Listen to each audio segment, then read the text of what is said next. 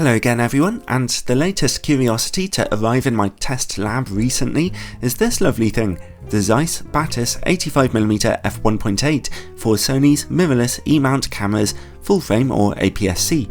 It costs $1,200 or about £1,100 here in the UK, so it's certainly an expensive option for an f1.8 lens. 85mm lenses for full-frame cameras will be popular forever.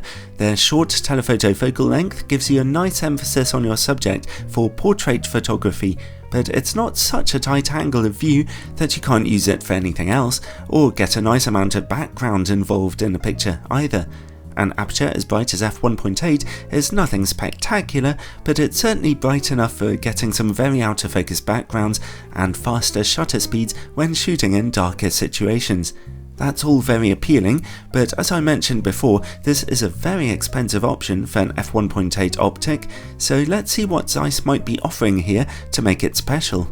One thing I'll mention right away is that, although Zeiss don't seem to make a big deal of it, this lens actually has its own image stabilization system, which is a pretty unusual and useful feature on a bright aperture prime lens. There is some confusion about that, and even some retailers claim that it doesn't have optical stabilization, but it really does. You have to turn it on and off in your camera's menu system.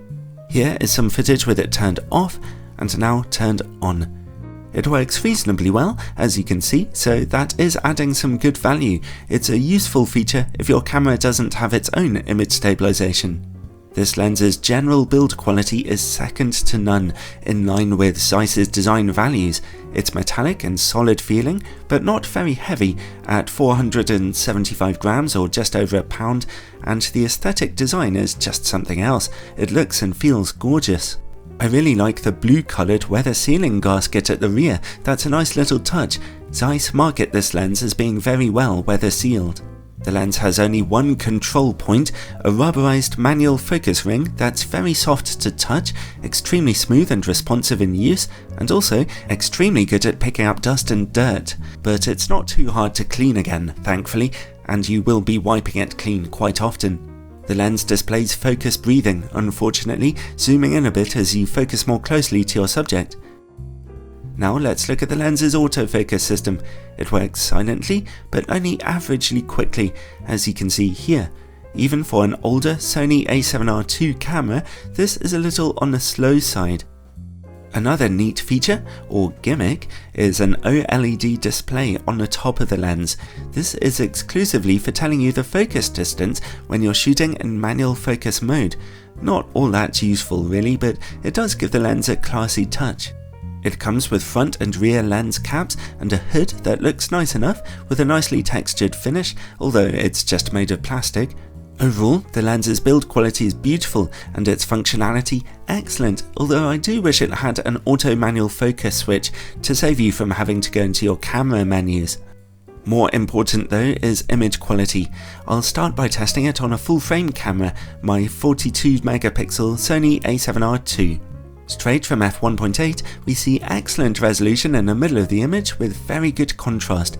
Over in the corners, we continue to see a great amount of detail being captured, although it is a little softer there than it was in the middle. Stop down to f2.8 for more brightness in those corners, and f4 sees a little extra sharpness too. The lens stays this sharp down to f11, although stop down to f16 or f22 to see some softness emerging from the effects of diffraction. Overall, it's an excellent and consistent performance on a high-resolution full-frame camera. I have seen 85mm lenses with slightly sharper corners than this before. The much newer Sigma 85mm f1.4 DG-DN lens is just a little better, but you have to look closely to see the differences.